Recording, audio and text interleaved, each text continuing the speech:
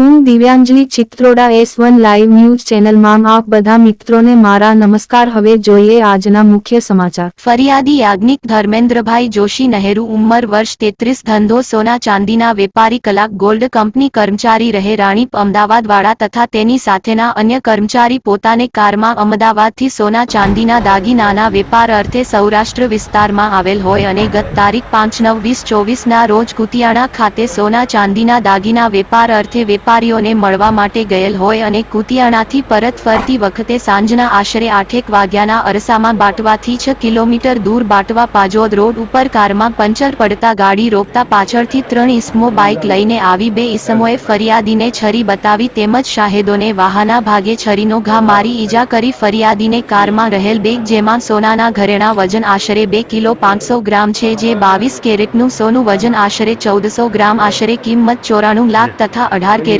સોનાના દાગીનાના આશરે વજન 250 ગ્રામ જેની કિંમત આશરે 14 લાખ તેમજ સોનાની લગડી જેનું વજન 47 ગ્રામ જેને આશરે કિંમત 2,66,000 રૂપિયા તેમજ ચાંદીના ઘરેણા જેમાં પાયલ રીતે વેટ જેનો અંદાજિત વજન કિલોગ્રામ જેમાં 60 ટચની 5 કિલોની ચોકી ચાંદીનો વજન 3 કિલો આશરે કિંમત રૂપિયા આશરે 2,50,000 તેમજ રોકડા 2,66,000 રૂપિયા આમ આશરે કુલ રૂપિયા 1,15,82,000 ની લૂંટ કરી ત્રણેય ઈસમો મોટરસાયકલ લઈ નાસી ગઈ એકબીજાને મદદગારી કરી જિલ્લા મેજિસ્ટ્રેટના જાહેરનામાનો ભંગ કરી ગુનો કર્યા અંગેનો બનાવ બનેલ જે બનાવ બાબતે બાટવા પોલીસ સ્ટેશનમાં ગુના રજિસ્ટર નંબરથી ગુનો દાખલ કરેલ ઉપરોક્ત બનાવોની ગંભીરતા સમજી જૂનાગઢ રેન્જના પોલીસ મહાન નિરીક્ષક શ્રી નિલેશ ઝાંઝરિયા સાહેબની સૂચના કરી સદર ગુનો તાત્કાલિક ડિટેક્ટ કરી લૂંટમાં સંડોવાયેલા તમામ આરોપીઓ તથા મુદ્દા માલ રિકવર કરવા માર્ગદર્શન પૂરું પાડવામાં આવેલ જે આધારે પોલીસ અધિક્ષક શ્રી હર્ષદ મહેતા સાહેબ દ્વારા તાત્કાલિક બનાવ સ્થળ પર પહોંચી ગયેલ હોય।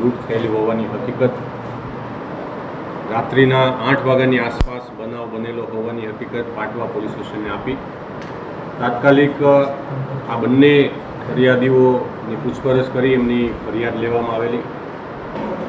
Keshod SDPO Shri Thakkar LCB SOG અને સમગ્ર જિલ્લાની અલગ અલગ ટીમો છે આ બનાવને શોધી કાઢવા માટે કાર્યરત કરેલી। પ્રારંભિક રીતે એવું લાગ્યું કે આસપાસના કોઈ લોકોએ પણ આવું કરી શકે અથવા કોઈ રેકી કરેલું હોય એવી સંભાવનાના આધારે કુતિયાણાથી શરૂ કરી અને આ બંને ફરિયાદીઓ જે કલાક ગોલ્ડના સેલ્સમેન તરીકે પોતાને વાત કરેલી એ બંને સોમવારથી અમદાવાદથી નીકળેલા હતા।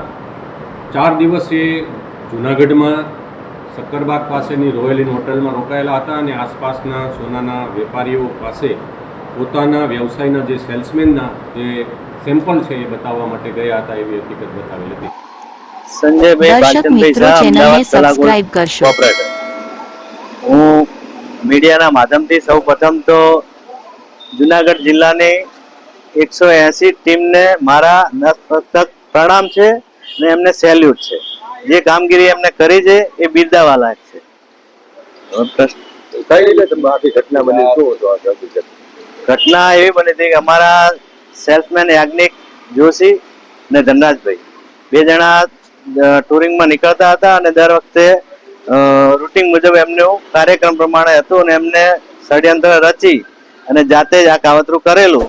અને દર્શક મિત્રો અમારી ચેનલને એકવાર અવશ્ય સબસ્ક્રાઇબ કરશો। ચાલો મિત્રો કાયમ અવનવા ન્યૂઝ જોવા માટે તૈયાર રહેજો। બધાને મારા નમસ્કાર।